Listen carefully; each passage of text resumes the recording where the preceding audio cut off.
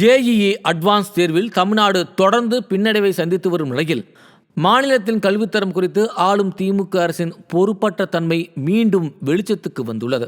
2025ஆம் ஆண்டு JEE advance தேர்வில் தமிழ்நாட்டைச் சேர்ந்த 7787 மாணவர்கள் பங்கேற்ற நிலையில் வெறும் 1859 பேர் மட்டுமே தேர்ச்சி பெற்றனர்.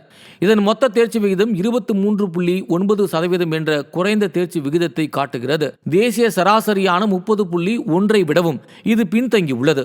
தெலுங்கானாவில் 5964 பேரும், ஆந்திர பிரதேசத்தில் 5317 பேரும், கர்நாடகாவில் 2915 பேர் தேர்ச்சி பெற்றுள்ளனர்.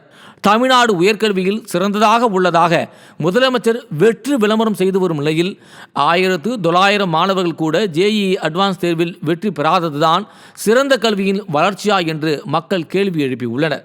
மேற்கு வங்கம், பஞ்சாப், ராஜஸ்தான், கேரளா உள்ளிட்ட அண்டை மாநிலங்களிலும் தேர்ச்சி விகிதம் உயர்ந்துள்ள நிலையில் இந்தியாவுக்கே முன்மாதிரியாக தமிழ்நாடு சிறந்து விளங்குகிறது என்று எப்படி உங்களால் பேச முடிகிறது முதல்வரே என்று மக்கள் கேள்வி எழுப்பியுள்ளனர்.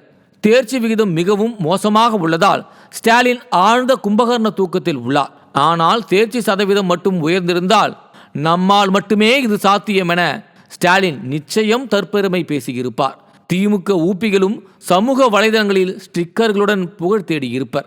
ஆந்திரா, தெலுங்கானா மற்றும் கேரளா போன்ற மாநிலங்கள் ஆரம்ப கல்வி முதலே மாணவர்களுக்கு ஜேஇஇ தயாரிப்பை வழங்குகின்றனர்.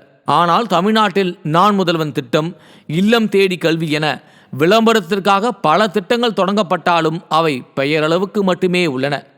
ஏற்கனவே பழைய ஓய்வூதிய திட்டம் போன்ற தேர்தல் வாக்குறுதிக்காக ஆசிரியர்களும் ஊதியத்தை தடையின்றி வழங்க வேண்டும் என்று பல்கலைக்கழக பேராசிரியர்கள் போராடி வரும் நிலையில் மாணவர்களுக்கு தரமான கல்வியை கற்பிப்பதில் தடை ஏற்பட்டுள்ளது.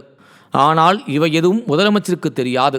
கல்வி முறையை மேம்படுத்துவதற்கு உரிய நடவடிக்கைகள் எடுத்தால் மட்டுமே தேர்ச்சி விகிதம் உயரும் என்று கல்வியாளர்கள் தெரிவித்துள்ளனர். ஆனால் விடிய அரசு இதில் எதுவும் அக்கறை காட்டாமல் எப்படி அடுத்த ஷூட்டிங்கை நடத்தலாம் என்று மட்டுமே யோசிக்கும்.